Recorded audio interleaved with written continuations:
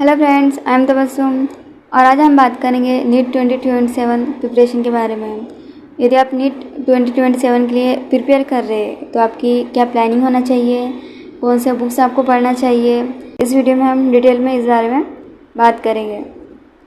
आपका जो गोल है ना वो क्लियर होना चाहिए कि आपको क्या चाहिए, आप क्या चाहते हैं। गवर्नमेंट मेडिकल कॉलेज चाहिए तो आपको पता होना चाहिए कि आपको इसके लिए आपको कितने मार्क्स लाना है। 600 प्लस पे आप कोई भी गवर्नमेंट कॉलेज जो है मिल जाएगा। तो आप पहले डिसाइड करो कि आपको क्या चाहिए, उसको आपका जो प्रिपरेशन है उसको करना पड़ेगा। जब आप उस गोल को डिसाइड करते हो कि अच्छा मेरा ये गोल है, आप उस हिसाब से अपना स्ट्रगल, आपकी मेहनत, आप हार्डवर्क करते हो, उस हिसाब से आप काम करते हो। ये इतना मेहनत और हार्डवर्क करने के बाद में कहीं ना कहीं चीज़ें जो है आपको उस लेवल पे मिल जाती है। तो मतलब आपको एक्चुअली जो आपको चाहिए ना उससे थोड़ा ऊपर का सोचो। Don't follow everyone. आपको है ना बहुत सारे लोग मिलेंगे जो बोलेंगे अब ये बुक्स पढ़ लो, इतना घंटा पढ़ो, ये करो वो करो, वो सारी चीज़ें होंगी। और अब तो ऑनलाइन टाइम है तो आपको सब ऑनलाइन मिल जाता है। तो मतलब आप जिस सोर्स से पढ़ रहे हो, ऑनलाइन या ऑफलाइन, आप डिसाइड करो कि आपको किस तरह मतलब समझ आता है। उस हिसाब से आप अपनी जो है उसको चूज़ करो। आपको जिस टीचर से अच्छे समझ में आता है बस उनको ही फॉलो करो। और मतलब रैंडमली जो है आपको इधर उधर की चीज़ें जो है उसको कलेक्ट नहीं करनी है। अपना जो सोर्स है उसको लिमिटेड रखना है, ठीक है। देन आपको क्या करना है, आपकी जो एनसीईआरटी है वो आपका जो एनसीईआरटी वो फाउंडेशन है। नीट की एनसीईआरटी जो होती है ना बायो की, मोस्टली आपका 360 प्लस जो मार्क्स है वो कवर करती है। नीट का जो हाफ पेपर आपका कवर कर रही है। तो एनसीईआरटी आपका एक बेस है। जितना ज़्यादा आप बायोलॉजी की एनसीईआरटी बार बार पढ़ोगे, उसको रिवाइज करोगे, उतना ज़्यादा आपका सिलेक्शन के लिए आपको इजी होगा। ऑर्गेनिक केमिस्ट्री, इनऑर्गेनिक केमिस्ट्री भी सेम बायो जैसी है, उसको भी आपको बार बार पढ़ना है, रिवाइज करना है। अपने जो कॉन्सेप्ट है उसको स्ट्रॉन्ग करो। देखो है ना, आपको चीज़ों को है ना रटना नहीं है, उसको समझ कर लेना है। क्योंकि रटने से क्या होता है कि चीज़ें हम कुछ टाइम के बाद भूल जाते हैं। बट जब हम उसको सीखते हैं, समझते हैं, तो कहीं ना कहीं वो चीज़ें हमको याद रहती है। तो नीट का सिलेबस बहुत ज़्यादा है। चीज़ों को रटोगे, भूल जाओगे, फिर से पैनिक होंगे और डिस्टर्ब होंगे। ये सब मत करो।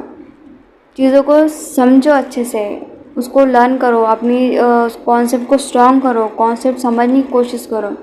नीट के लास्ट 10 ईयर के पीवाईक्यू है ना बहुत ज़रूरी होते हैं। क्योंकि ये जो क्वेश्चन होते हैं ना, इनसे ही क्या होता है कि क्वेश्चन रिपीट होते हैं। मतलब ऐसे नहीं है कि हर टाइम जो क्वेश्चन पेपर आपका आ रहा है, जो क्वेश्चंस आपके आ रहे हैं वो नए बन के आ रहे हैं, ऐसा नहीं है।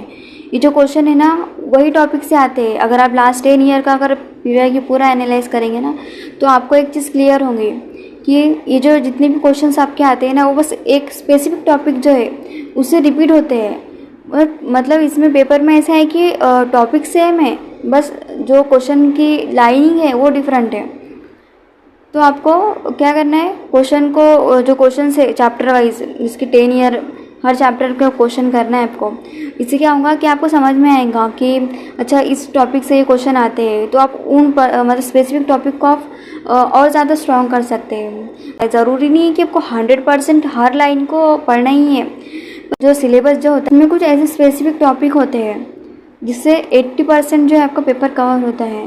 तो आपको ये चीज़ को ध्यान रखना है और आपको स्मार्ट वर्क करना है other than hard work. NEET 2027 जो है वो सीबीटी मोड में हो सकता है।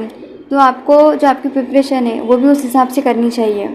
ऑनलाइन मॉक टेस्ट दो। वो सारे बच्चों को है ना मॉक टेस्ट देने के लिए डर लगता है। पर आपको जब भी कोई मॉक टेस्ट आप दे रहे हो तो एक चीज़ ध्यान में रखो कि मार्क्स जो है, मार्क्स के लिए हम मॉक टेस्ट नहीं दे रहे। मॉक टेस्ट के बाद उसको एनालाइज करो, देखो कौन से क्वेश्चन गलत हुए।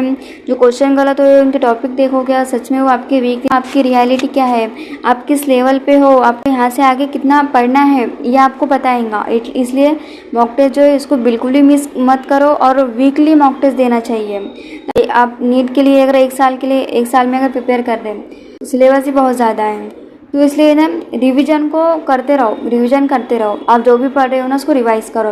जैसे कि आपने कोई चैप्टर पढ़ा है आज तो उसको रिवाइज़ करो, कल रिवाइज़ करो और 2-3 दिन बाद रिवाइज़ करो। इससे क्या होगा, आपके जो कॉन्सेप्ट है वो आपकी जो कॉन्सेप्ट है स्ट्रांग होंगे, आपकी मेमोरी स्ट्रांग होंगी। ऐसे नहीं कि आज कोई चैप्टर पढ़ लिया फिर उसको देखा ही नहीं, इससे ना कोई भी फ़ायदा नहीं होगा। आप अगर सीरियसली मेहनत कर रहे हैं ना, एटलीस्ट आपको ना एक घंटा तो भी रिवीजन के लिए देना चाहिए हर पर डे। इससे क्या होगा, जो भी आप नया पढ़ रहे हो वो पढ़ते रहो, जो भी आपने पहले पढ़ा है तो उसको आप रिवाइज़ करो। तो क्या होगा, फिर से आपको वो चीज़ें बार बार पढ़ने के लिए आपको टाइम नहीं देना पड़ेगा। क्योंकि क्या होता है ना, अगर हमने आज कोई अगर चैप्टर पढ़ा है और अगर तुम उसको 15 दिन बाद या 10 दिन बाद, उसको 10 दिन बाद या 15 दिन बाद अगर तुम देखोगे तो तुमको फिर से उसको उतना ही टाइम देना पड़ेगा। तो आज जो हमने मेहनत की है, जो हमने पढ़ा है, उसका कोई इम्पोर्टेंस रहता ही नहीं है। इसलिए रिवीजन करो, रिवीजन बहुत ज़रूरी होती है।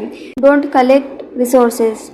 जब आप प्रिपरेशन स्टार्ट करते हो ना, तो बहुत सारे बच्चे ऐसे होते हैं कि क्या करते हैं कि स्टार्टिंग में बहुत सारे बुक्स जो है कलेक्ट करने लगते हैं। कोई बोलेंगे, मतलब आपके फ्रेंड्स लोग होते हैं ना, वो भी अलग अलग, वो जहाँ से पढ़ते हैं आप वो बुक लेना चाहते हो, अब वो उन क्लासेस के मॉड्यूल लेना चाहते हो, ये टेस्ट सीरीज लगाना चाहते हो।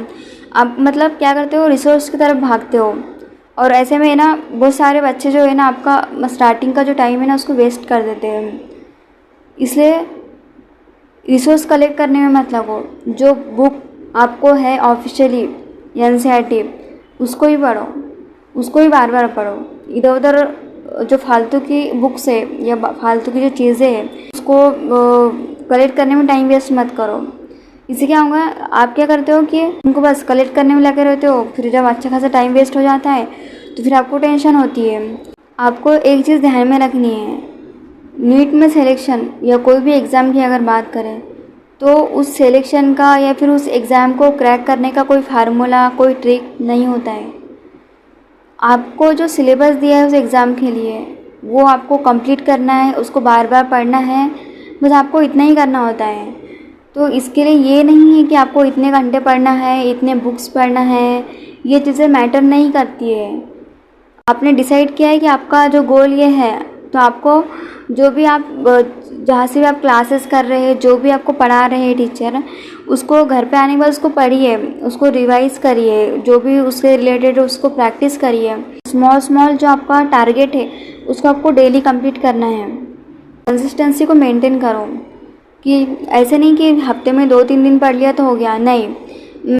कंसिस्टेंसी ना बहुत ज़रूरी होती है, वो आपको मेंटेन करके रखनी है। 2-3 घंटे ही पढ़ो, बट डेली पढ़ो।